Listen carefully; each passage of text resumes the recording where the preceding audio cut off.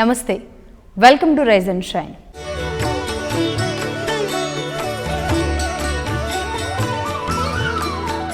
జనవరి 12 వివేకానందుల వారి జయంతి, అంతేకాదు యూత్ డే కూడా.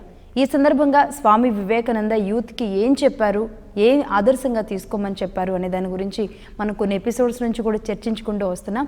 అందులో భాగంగానే ఈరోజు స్వామీజీ యూత్ని ఆధ్యాత్మికత పెంపొందించుకోమన్నారు. అయితే ఆధ్యాత్మికతతో మానసిక శక్తి ఎలా పెరుగుతుంది అనేది ఇప్పుడు మనకి స్వామి బోధమానంద వివరిస్తారు. నమస్తే స్వామీజీ. స్వామీజీ, ఆధ్యాత్మికత పెంపొందించుకోవడం వల్ల మనం అంతకుముందు ఇలాంటి శక్తి, నైపుణ్యం, ఇవన్నీ కూడా మనోస్థైర్యం, ఆత్మస్థైర్యం తెలుసుకున్నాం. అయితే మానసిక శక్తి అంటారు, అంటే ఇదేంటి స్వామీజీ? ముందుగా అందరికీ నమస్కారం. గత శీర్షికల్లో మనం ఆత్మవిశ్వాసం కూడా చర్చించుకున్నాం. ఆత్మానుభవంతో, ఆధ్యాత్మికతతో ఆత్మవిశ్వాసం ఎలాగేదవుతుంది. స్వామీజీ అన్నారు, దేశ చరిత్ర, ప్రపంచ చరిత్ర ఏమిటి, కొంతమంది మహానాయకులు ఆత్మవిశ్వాసం ఉన్న వాళ్ళ కథలు, అది మనం గాథలు చదువుతూ ఉంటాం, వాళ్ళ సాహసాలు చదువుతూ ఉంటాం.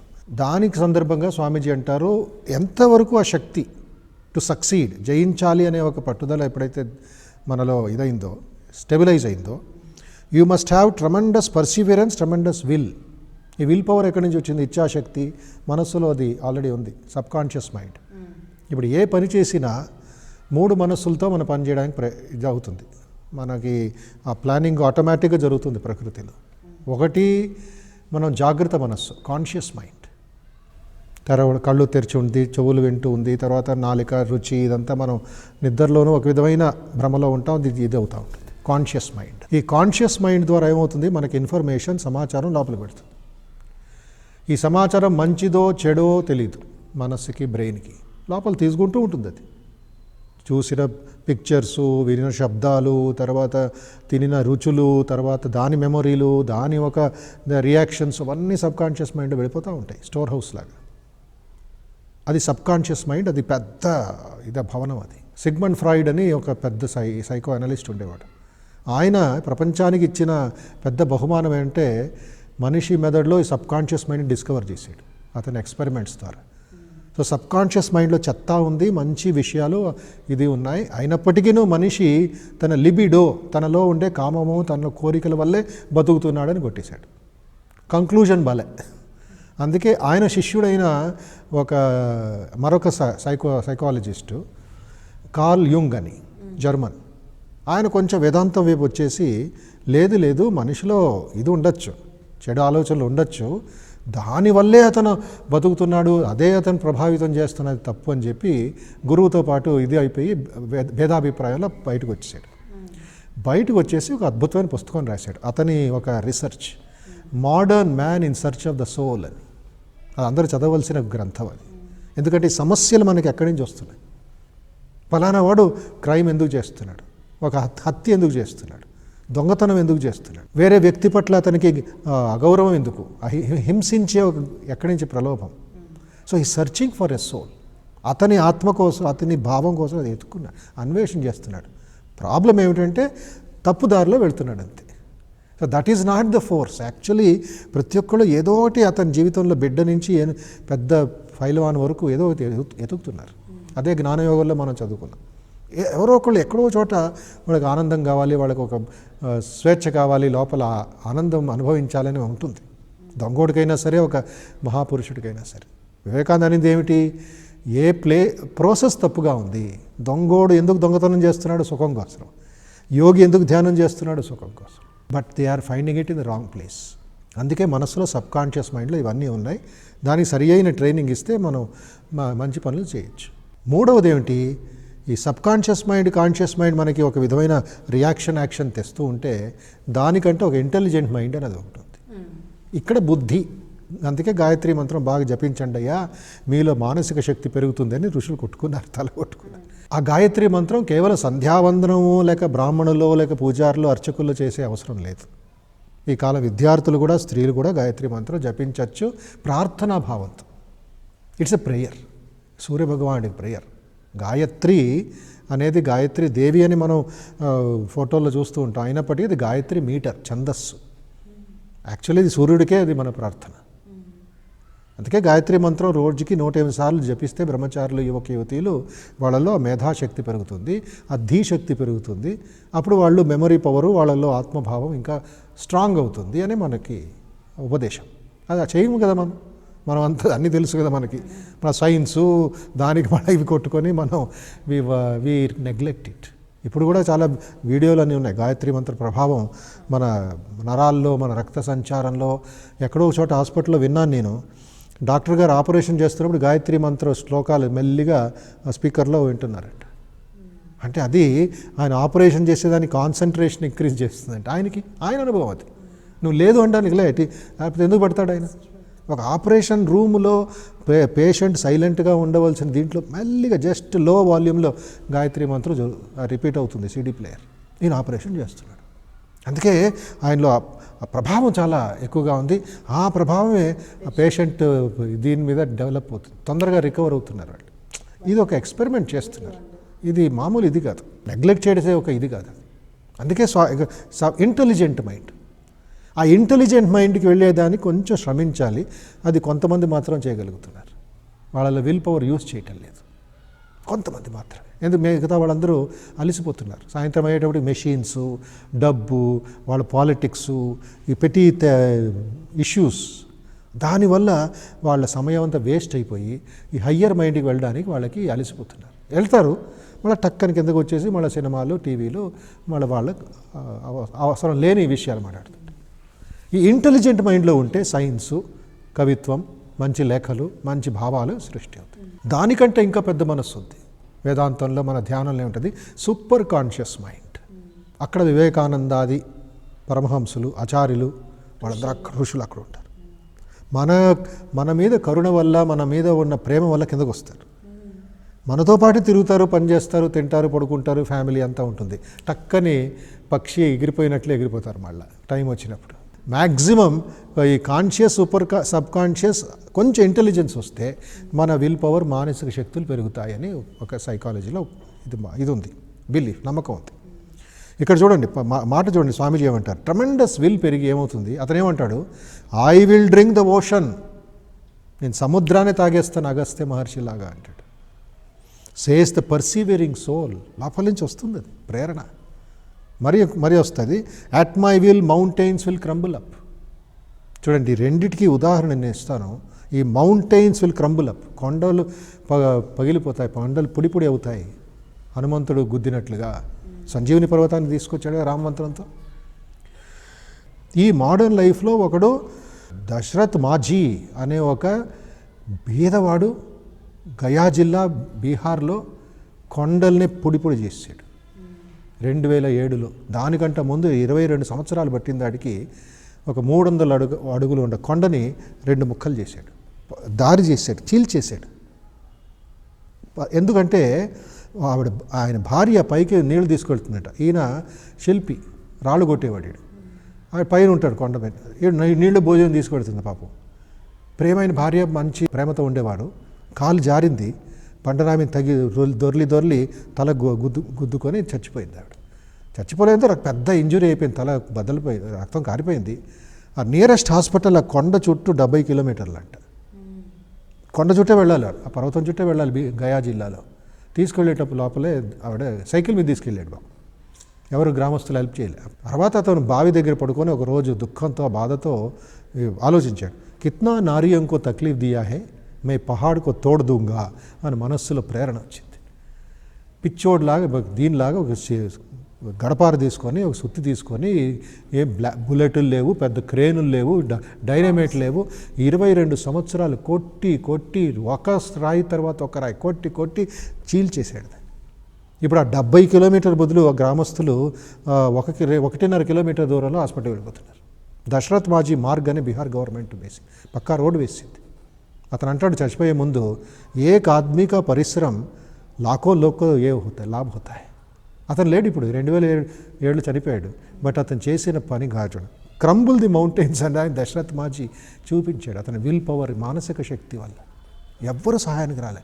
తర్వాత కొంతమంది 10 మంది గ్రామస్తులు పిచ్చివాడు ఏం చేస్తాడు, వేరే వాళ్ళు they are ready to go around the mountain but they don't want to do this, చేసి చూపించాడు. ఇది విల్ పవర్, మానసిక శక్తి ఉంటే వరకు చేయడానికి సాధ్యం కాదు. ఇక్కడ మరొక పాయింట్ స్వామీజీ అంటారు, have that sort of energy, that sort of will, work hard and you will reach the goal. ఈ మానసిక శక్తులు లలితా సహస్రనామాలు కూడా మనం చదువుతాం. ఇచ్ఛాశక్తి, విల్ పవర్ సబ్ కాన్షియస్ మైండ్లో ఉంది, దాంతోపాటు జ్ఞానశక్తి ఉంది, దాంతోపాటు చేసే ఒక శక్తి కూడా మనలో ఉంది, క్రియాశక్తి. ఇప్పుడు లేవాలి అని అనుకున్నప్పుడు అనుకుంటే చాలా క్రియ ఉండాలి. అక్కడ లేవాలి, నువ్వు మంచం మీద నుంచి కూర్చొని నువ్వు బెడ్షీట్ తీసి నువ్వు వెళ్ళాలి వాష్రూమ్కి, అదే కదా క్రియ. అది క్రియ లేకపోతే నువ్వు ఇచ్చ పెట్టుకొని లాభాలే. సో ఈ మూడిటికును ఒక ఇది ఉంది, ఒక లింక్ ఉంది, ఇచ్చా జ్ఞాన క్రియ. దీనికి 3 శక్తులు మనకు సపోర్ట్ ఇస్తాయి యోగా సైకాలజీ ప్రకారం. ఏమిటది? భావనాశక్తి, ఇది మెంటల్ పవర్, మైండ్ పవర్, భావనాశక్తి. ఇప్పుడు నేను ఈ స్టూడియోలో కూర్చొని ఆవు అన్నాను అనుకోండి, ఇమ్మీడియట్లీ మీ మనసులో మన మనసులో ఆవు ఒక రూపం, భావం వచ్చేసింది. ఏ కలర్ నేను చెప్పలే, అది నెక్స్ట్ వస్తుంది. జస్ట్ ఆవు, కోతి, లేక ఒక కొవ్వొత్తి, లేక ఒక కమలం చెప్పిన వెంటనే మనస్సులో భావాలు, బికాజ్ హ్యాబిట్, చిన్నప్పటి నుంచి చూసి చూసి. అది రామచంద్రుడు, లేక ఒక వివేకానంద, లేక ఒక వేరే మహర్షి చూస్తే వెంటనే మనలో భావాలు క్రియేట్ అవుతాయి. దీంతోపాటు స్మృతి శక్తి, మెమరీ పవర్, దానికి వెన్నెముకగా ధారణాశక్తి. ఏ విధంగా ఈ కెమెరా నన్ను ఫేస్ చేస్తుంది, అది స్టాండ్ వల్ల ఒకే పొజిషన్లో ఉంది, ధారణ, కాన్సన్ట్రేషన్. ఈ కాన్సన్ట్రేషన్ పెరుగుతూ ఉంటే ఈ ఇచ్ఛాశక్తి, జ్ఞానశక్తికి సపోర్ట్ వస్తుంది. కెమెరా ఒకవైపు, నేను ఒకవైపు, బట్ పిక్చర్ సరిగా రాదని కంప్లైంట్ చేయకూడదు. ఫోకస్ చేసి కరెక్ట్గా, అందుకే చక్కగా ఇది అడ్జస్ట్ చేస్తాం ముందు, ప్రోగ్రామ్ సెట్టింగ్ ముందు. ఇటు రండి, అటు రండి, చేయండి అని వెనకాలకు వెళ్ళండి, అప్పుడే కదా అది నాకు సంతోషం అయ్యేది, చూసేవాడికి కూడా. సో ఈ 6 పవర్స్ కలిపి మనస్సులో అన్ని శక్తులు ఉన్నాయి. దయచేసి విద్యార్థులు వాళ్ళకి స్పెషల్ ట్రైనింగ్ ఇస్తే కాన్సన్ట్రేషన్ పెరిగి వాళ్ళు తక్కువ సమయంలో ఎక్కువ పని చేసి కొంచెం మంచి మార్కులు తెచ్చుకొని హాయిగా టెన్షన్ లేకుండా బతకచ్చు. ఇది ఆధ్యాత్మికతతో మానసిక శక్తి డెవలప్ అవుతుంటారు. Okay Swamiji.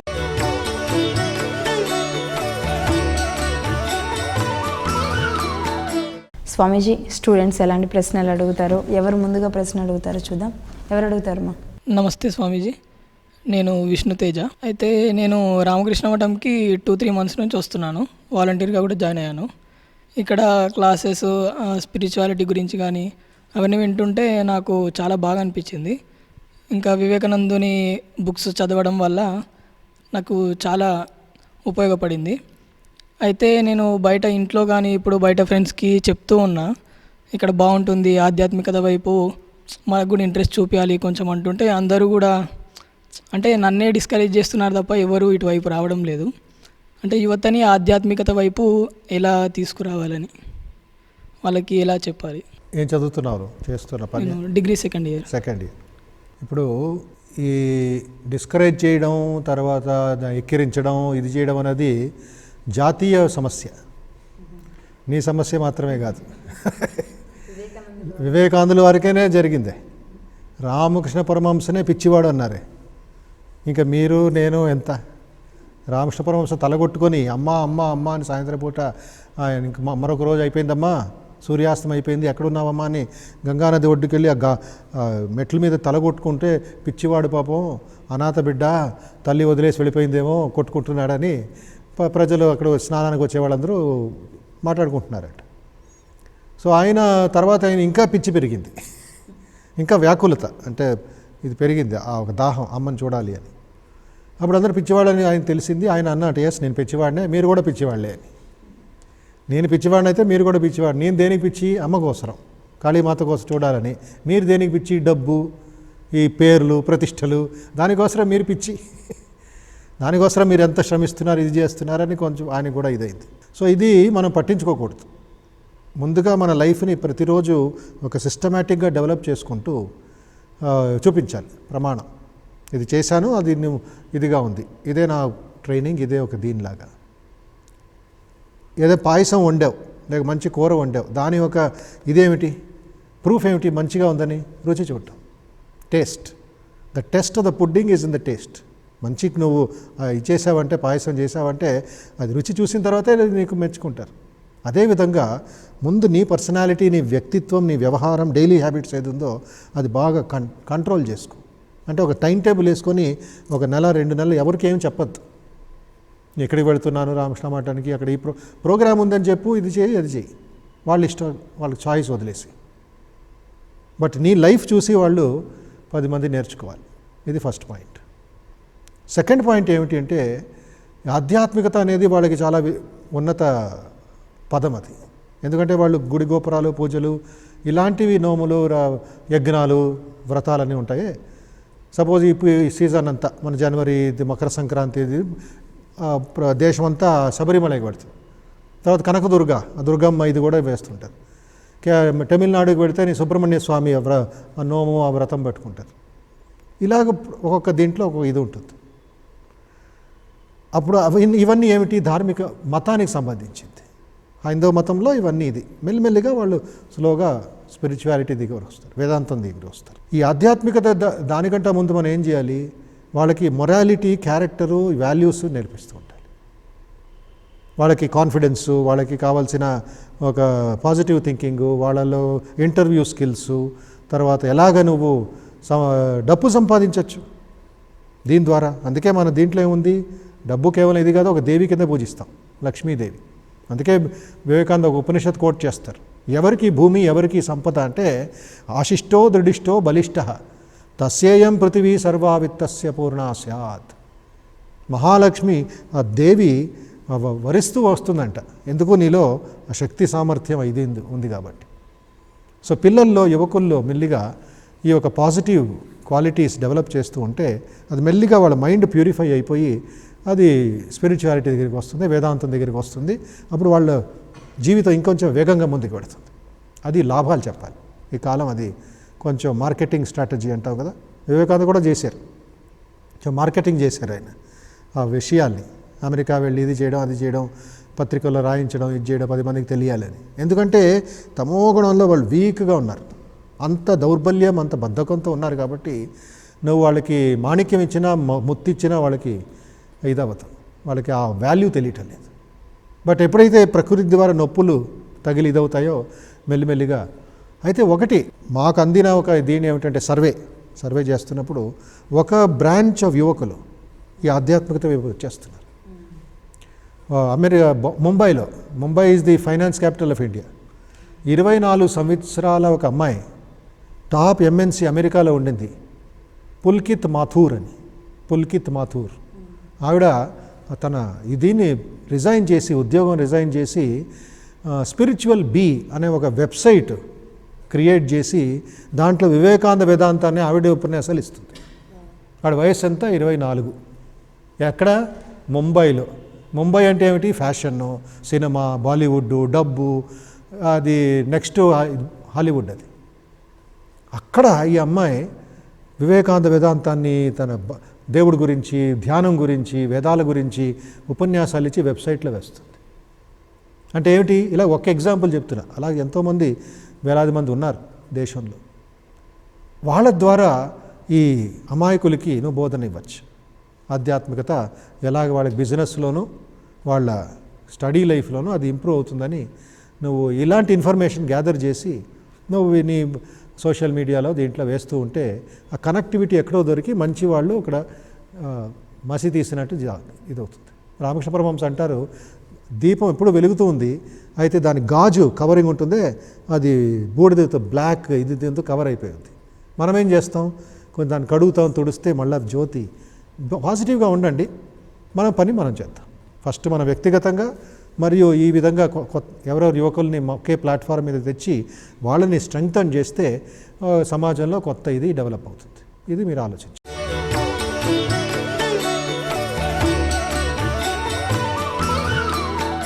Humble Pranam Swamiji, I am Chaitan. I am completed my MBA from Usmania University.